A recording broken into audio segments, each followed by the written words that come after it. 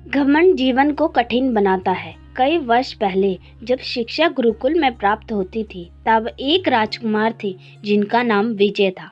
विजय हमेशा ऐशो आराम से पले बड़े थे, कभी सेवकों के बिना कहीं नहीं गए थे। लेकिन अब उन्हें शिक्षा प्राप्त करने हेतु गुरुकुल जाना पड़ा। पहली बार उन्होंने अपना सामान उठाया। वह इस तरह के वातावरण में रखे गए जहां उनके सेवक भी नहीं रह सकते थे, और इतना सादा भोजन उन्हें दिया जाता था जो उनके गले से नहीं उतरता था। पर गुरुकुल की गरिमा को देखते हुए वह चुपचाप उसे खाते, पर उसके अंदर एक अजीब सी बेचैनी थी जो उन्हें परेशान कर रही थी। जैसे तैसे एक दिन गुजरा। उन्होंने अपने एक साथी शिष्य से बात की। विजय ने उनसे पूछा वह कौन है, कहाँ से आए हैं और उनकी सिद्धि क्या है। साथी शिष्य ने हंसकर उत्तर दिया, सखा, मैं भी एक राजकुमार हूँ, शिक्षा प्राप्त करने आया हूँ और यह मेरा अंतिम वर्ष है और मैंने जीवन जीने की कला सीखी है। यही मेरी सिद्धि है। अगले दिन सभी शिष्यों के साथ विजय को भी भिक्षा हेतु नगर में जाना था।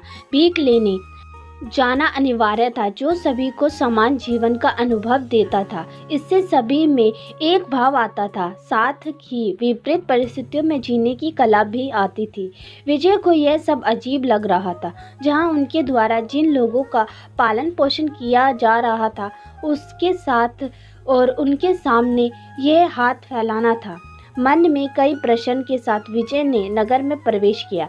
उसके मुख पर अजीब से भाव थे, जिन्हें नगर में एक कन्या ने देखा और भिक्षा देते वक्त उस कन्या ने धन झोली के बाहर फेंक दिया। विजय ने आश्चर्य से उसकी तरफ देखा। विजय के कुछ पूछने से पहले कन्या ने कहा, भाई, जिस तरह यह धन व्यर्थ हुआ है, उसी तरह आप अपने जीवन को व्यर्थ गंवा रहे हैं। आपको इतना अच्छा जीवन मिला है ज्ञान प्राप्त करने का और गुरु का साथ मिला, पर आपका मन ही नहीं लग रहा। जिस तरह ये धन व्यर्थ हुआ है, उसी तरह आपका जीवन भी व्यर्थ जा रहा है। आप इस धन की तरह ही अपने अंदर के गुणों को व्यर्थ फेंक रहे हैं। यह सुनकर विजय की आंखें खुल गई और उन्होंने पूरी श्रद्धा के साथ गुरुकुल में शिक्षा प्राप्त की और सभी परिस्थितियों में सभी के साथ मिलकर शिक्षा ग्रहण की।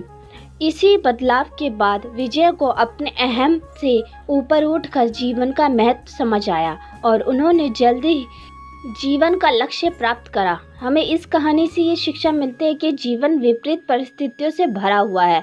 जब तक व्यक्ति अहम से ऊपर उठकर जीवन यापन नहीं करता, तब तक वह अशांत और निस्सहाय होता है। जब व्यक्ति अहम भाव को छोड़कर जीवन जीता है, तो उसे सहजता से लक्ष्य की प्राप्ति होती है। साथ ही वह इस अमूल्य जीवन में उचित खुशियां प्राप्त करता है। दोस्तों, आपको हमारी एक छोटी सी कहानी कैसी लगी, प्लीज़ कमेंट करके ज़रूर बताएं। और आपका बहुत बहुत धन्यवाद हमारी पूरी कहानी सुनने के लिए। फिर मिलते हैं आपको नई कहानी के साथ। तब तक के लिए राधे राधे।